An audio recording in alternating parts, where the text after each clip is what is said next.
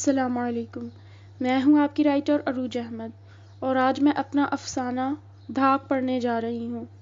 تو چلیں شروع کرتی ہوں۔ صبح 9 بجے سے ہی رانا ہاؤس میں ہلچل کا سما ہو چکا تھا۔ رانا صاحب اس سے بہت گھبرا گئے تھے۔ فوزیہ بیگم عام طور پر چھٹی کے دن 11 بجے سے پہلے کہاں اٹھتی تھی، مگر آج 9 بجے سے اٹھ کر کبھی کسی کمرے کی الماری چھان مار رہی تھیں تو کبھی کسی کمرے میں گھس کر کھٹ پٹ شروع کر دیتی۔ رانا صاحب بھی کانوں پر تکیہ رکھے کسی نہ کسی طرح 2 گھنٹے مزید سو لیے۔ اب باقی سارے کمروں کی الماریوں کی چھان پھٹک کے بعد ان کے بیڈ روم کی باری آ چکی تھی۔ فوزیہ بیگم نے کمرے کو روشن کر کے الماری کھول لی۔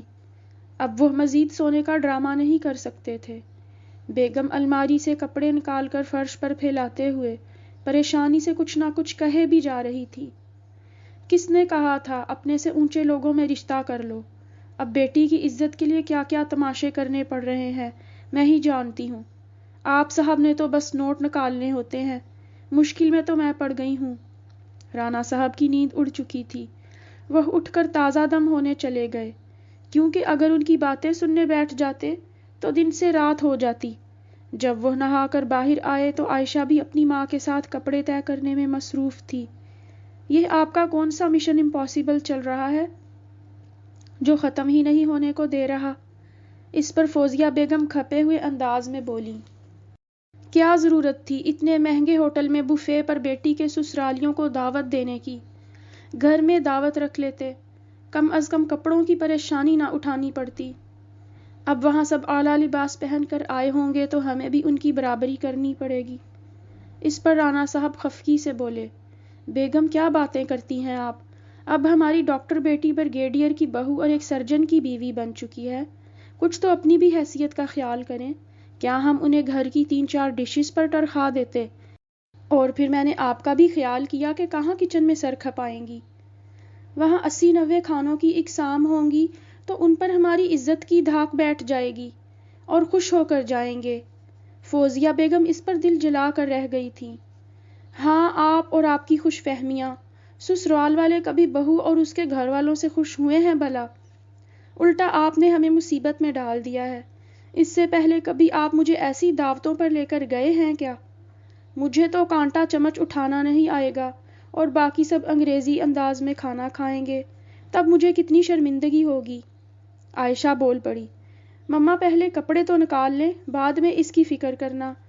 رانا صاحب سر جھٹک کر کمرے سے باہر کی طرف نکلنے لگے۔ میں ناشتہ لا رہا ہوں، آپ یہ سمیٹ کر باہر آئیں، اور بھی کام ہے آج۔ رانا صاحب ناشتہ لے کر آئے تو ماں بیٹیاں ابھی تک کپڑے منتخب کرنے میں ہی مصروف تھیں۔ فوزیہ بیگم انہیں دیکھتے ہی کپڑے دکھا کر سوال کرنے لگیں، آپ تو اکثر ایسی دعوتوں پر جاتے رہتے ہیں، ان میں سے دیکھ کر بتائیں کون سا جوڑا مناسب رہے گا؟ وہ بیڈ کی طرف اشارہ کر کے پوچھ رہی تھی جہاں 3 جوڑے پھیلا کر رکھے گئے تھے۔ رانا صاحب نے 3 میں سے ایک جوڑا منتخب کیا، جس پر وہ فکر مند ہو گئیں۔ اس کے ساتھ کا میچنگ جوتا تو انہیں پریشانی سے چپ سی لگ گئی۔ رانا صاحب سر پیٹ کر رہ گئے۔ اب وہ بھی گم ہو گیا ہوگا؟ اس پر وہ جلدی سے بولی، نہیں وہ گم نہیں ہوا، مگر اس کا ایک نگینہ اتر گیا تھا۔ اب میں وہ اس کے ساتھ پہنوں گی اور اگر ان کی نظر پڑ گئی تو کتنی شرمندگی کا سامنا کرنا پڑے گا۔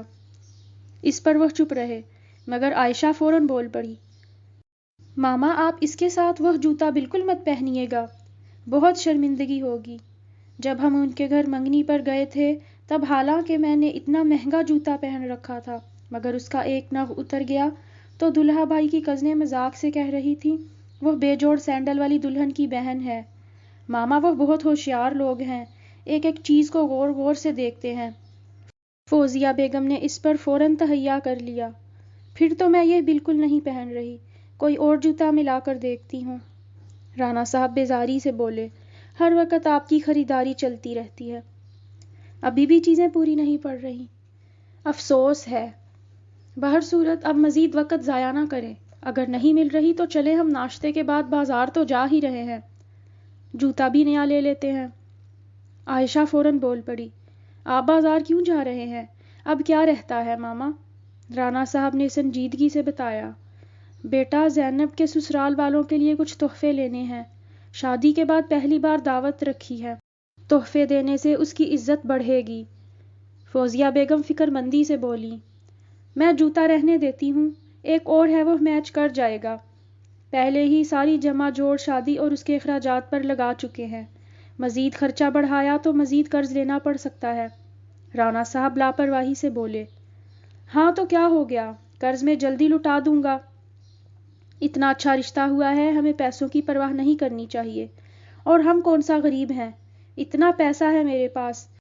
وہ تو اچانک شادی کا سلسلہ بن گیا تو قرض لینا پڑا، ورنہ کیا نہیں کیا ہم نے۔ میں نے جہیز میں گھر اور گاڑی تک دی ہے، کوئی کمی نہیں کی۔ ہماری بیٹی سر اٹھا کر جی سکتی ہے۔ رانا صاحب کی طرح فوزیہ بیگم بھی اس پر فخر سے سینہ چوڑا کیے سر ہلا کر رہ گئی۔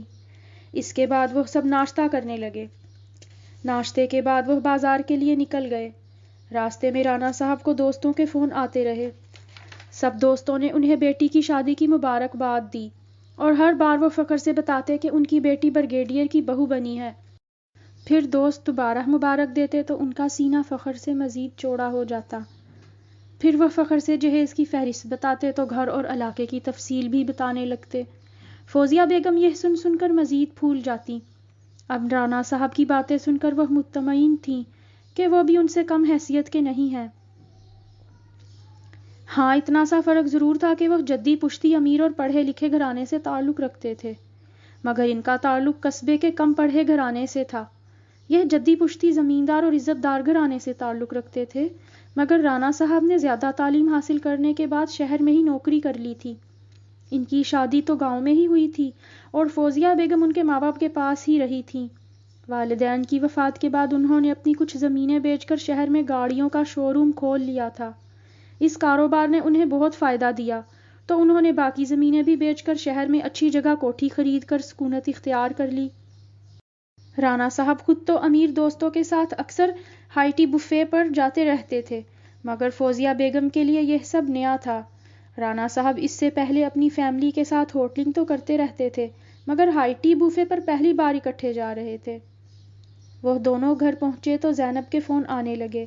وہ فون کر کے فوزیہ بیگم کو سمجھا رہی تھی کہ انہیں وہاں بہت مہذب اور شائستہ انداز میں نظر آنا ہے۔ اس کے بعد تحائف کی تفصیل سن کر وہ مطمئن ہو گئی۔ یوں ہی بھاگم دوڑی میں وقت گزر گیا۔ جب وہ دونوں ماں بیٹیاں سیلون سے تیار ہو کر گھر آئیں تو رانا صاحب گاڑی میں تحائف رکھوا رہے تھے۔ انہیں ان کے دیر سے آنے پر غصہ آیا تھا، مگر وہ بحث میں وقت ضائع نہیں کر سکتے تھے۔ انہیں ان سے پہلے پہنچنا تھا۔ وہ گاڑی میں بیٹھے اور شہر کے سب سے مہنگے ہوٹل کے بفے کے میزبان بننے کے لیے نکل پڑے۔ فوزیہ بیگم اور عائشہ بہت خوش اور مطمئن تھیں کہ آج کی تیاری میں کوئی کسر باقی نہیں رہی تھی۔ جب وہ ہوٹل پہنچے تو 5 منٹ بعد ہی جنجوا صاحب کی فیملی بھی وہاں آوارد ہوئی۔ دونوں فیملیوں میں بغل گیری اور خوش آمد کا دور چل نکلا۔ پھر وہ اکٹھے ہی بفے ہال کو بڑھ گئے۔ وہاں کی خوبصورتی اور انواع و اقسام کھانوں کی سجاوٹ دیکھ کر فوزیہ بیگم دنگ رہ گئیں۔ کھانے اور ان کی تعداد دیکھنے کے بعد تو وہاں کوئی بھی ہوش میں نہیں تھا۔ شاید سب کو ہی بے حد بھوک لگی تھی۔ میزبانوں نے مہمانوں کو پہل کرنے کی پیشکش کی۔ جب وہ پہل کرتے ہوئے پلیٹوں میں کھانا ڈالنے میں مہو ہو چکے تو فوزیہ بیگم بھی کھانے کی میز کے قریب پلیٹ اٹھائے چلی آئیں۔ وہاں رانا صاحب، ان کا داماد شاہان، زینب اور ان کی نند ناسیہ بھی کھانا ڈالنے میں مصروف تھے۔ فوزیہ بیگم ایک بار پھر اتنے سارے کھانے کی اقسام دیکھ کر حواس کھو بیٹھیں۔ رانا صاحب کی اچانک نگاہ ان کی جانب اٹھی تھی اور مارے تضحیک کے نظریں چراتے ہوئے اپنے سمدھی اور داماد کو دیکھ کر رہ گئے۔ فوزیہ بیگم کی بدستور رال ٹپک رہی تھی اور کھانے کی اقسام دیکھ کر فیصلہ نہیں کر پا رہی تھی کہ کس ڈش سے پہل کریں۔ رانا صاحب نے دھیمی آواز میں ان کے قریب کھڑے کھڑے کہا، بیگم اپنی پلیٹ میں 5 ڈشز میں سے تھوڑی تھوڑی نکال کر اپنی نشست پر چلی جائیے۔ وہ ان کی آواز سن کر ہوش میں آئی تھیں اور دوپٹے سے رال صاف کرتے ہوئے ادھر ادھر دیکھ کر تسلی کرنے لگیں کہ کسی نے انہیں دیکھا تو نہیں۔ یہ اطمینان کرنے کے بعد وہ پلیٹ میں تھوڑا تھوڑا کھانا ڈال کر اپنی نشست پر چلی آئیں۔ ان کی پوری فیملی کے لیے ایک بڑا سا میز مخصوص تھا۔ فوزیہ بیگم کے سامنے ان کی سمدن اور داماد بیٹھے کھانا کھانے میں مہو تھے۔ جبکہ رانا صاحب کے سامنے جنجوعہ صاحب براجمان تھے، جو بیچ میں کبھی کبھی گفتگو کرنے لگتے۔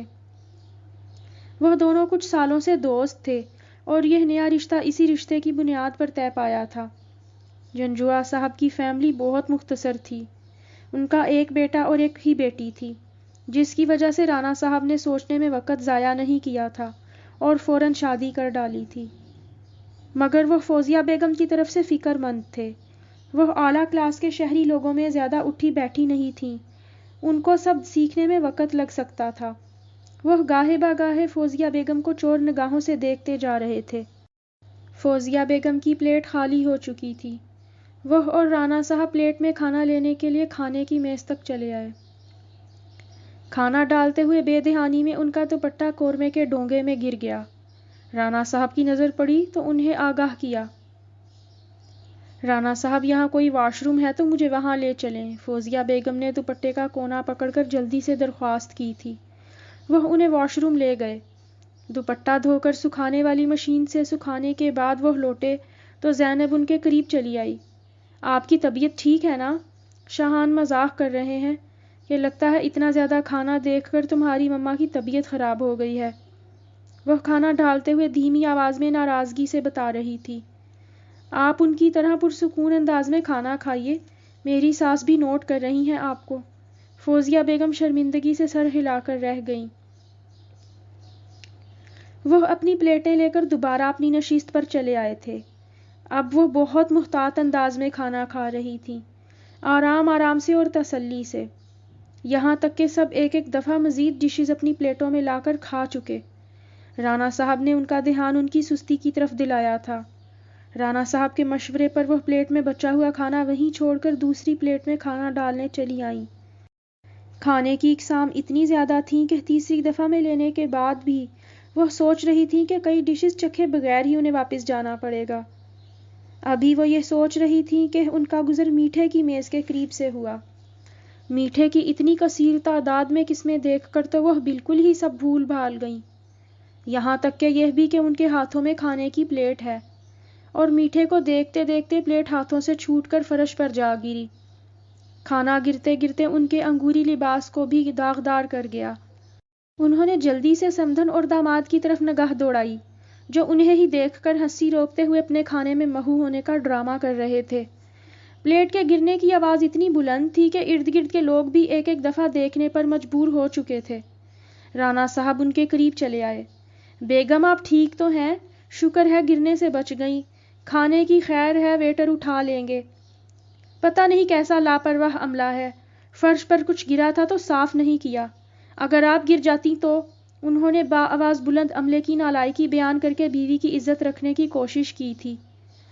فوزیہ بیگم کو پھر سے کپڑے دھونے واش روم جانا پڑا۔ اب کی دفعہ انہیں رانا صاحب نے خود ہی پلیٹ میں کھانا لا دیا تھا۔ وہ کھانا کھا رہی تھیں جبکہ بیٹی کے سسرالی کھانے سے فارغ ہو کر باتیں کرنے میں مصروف ہو چکے تھے۔ مسز جنجوعہ بتا رہی تھی کہ ان کے لیے یہاں آنا عام سی بات ہے۔ جنجوعہ صاحب انہیں اکثر ہائی ٹی بوفے پر لاتے رہتے ہیں۔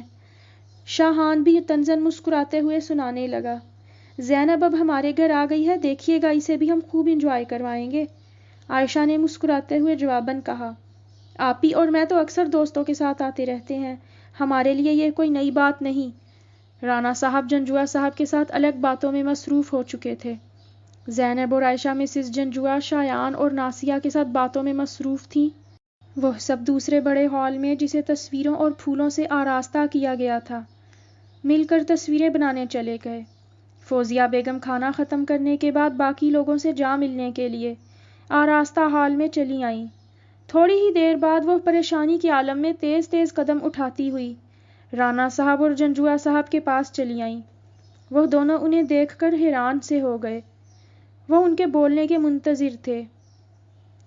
وہ بامشکل بول پائیں۔ وہ عائزہ بہن کو کھڑے کھڑے لکوہ ہو گیا ہے، جلدی آئیے۔ یہ سن کر وہ دونوں پریشانی کے عالم میں دوسرے ہال کی طرف بڑھ گئے تھے۔ وہاں داخل ہوتے ہیں تو کیا دیکھتے ہیں، شاہان مسز جنجوعہ کے ساتھ منہ جوڑے تصویریں بنا رہا ہے۔ مسز شاہان منہ کے زاویے ٹیڑھے میڑھے کیے سیلفی لے رہی ہیں۔ اس پر جنجوعہ صاحب مسکرائے بغیر نہ رہ سکے۔ بہن آپ بھی خوب مذاق کرتی ہیں۔ بیگم تو سیلفی لے رہی ہیں۔ رانا صاحب شرمندگی سے نظریں جھکا کر رہ گئے۔ فوزیہ بیگم سیدھی سی عورت ہے، انہیں کیا معلوم سیلفی کس بلا کا نام ہے۔ انہوں نے بات مذاق میں اڑا دی۔ اس کے بعد سب نے کچھ اکٹھی تصاویر بنائی اور پھر سے کھانے کے کمرے میں چلے آئے۔ سب چائے پینے میں مصروف ہو چکے تھے، ساتھ میں ہلکی پھلکی گپ شپ بھی ہونے لگی تھی۔ ناسیہ عائشہ سے باتیں کر رہی تھی، جبکہ زینب فوزیہ بیگم کے ساتھ بیٹھی تھی، مگر وہ شاہان اور مسز جنجوعہ سے گفتگو میں مصروف تھے۔ رانا صاحب اپنے دوست کے ساتھ باتیں کر رہے تھے۔ پرانے لوگوں میں ایک بڑی کمی یہ ہے کہ وہ نئے ماحول کے ساتھ چلنے میں عار محسوس کرتے ہیں۔ نہ جانے کس بات کے جواب میں جنجوعہ صاحب نے طنزاً یہ جملہ ادا کیا تھا۔ کھانے کا دور ختم ہوا تو سب اٹھ کر جانے کی تیاری کرنے لگے۔ زینب نے اکیلے میں موقع پا کر فوزیہ بیگم کے کان میں سرگوشی کی تھی، اس سے تو اچھا تھا آپ ہماری گھر پر دعوت رکھ لیتے، کیونکہ یہ سب کچھ کرنے کے بعد بھی آپ کی عزت کی دھاک نہیں بیٹھنے والی۔ فوزیہ بیگم نے اسے ناراضگی سے دیکھا تھا۔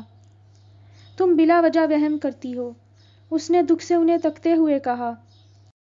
آپ شاید اس بات سے لا علم ہیں کہ پاپا کی طرح آپ کی سمدھن بھی رانا فیملی سے تعلق رکھتی ہیں۔ اس کے اس انکشاف پر فوزیہ بیگم کی آنکھیں پھیل چکی تھیں۔ ختم شد۔ سامعین حضرات، امید کرتی ہوں کہ آپ کو میرا یہ چھوٹا سا افسانہ پسند آئے گا۔ اپنی رائے سے آگاہ کرنے کے لیے تبصرہ ضرور کیجیے۔ اب مجھے اجازت دیجیے، اپنی دعاؤں میں یاد رکھیے گا۔ اللہ نگہبان۔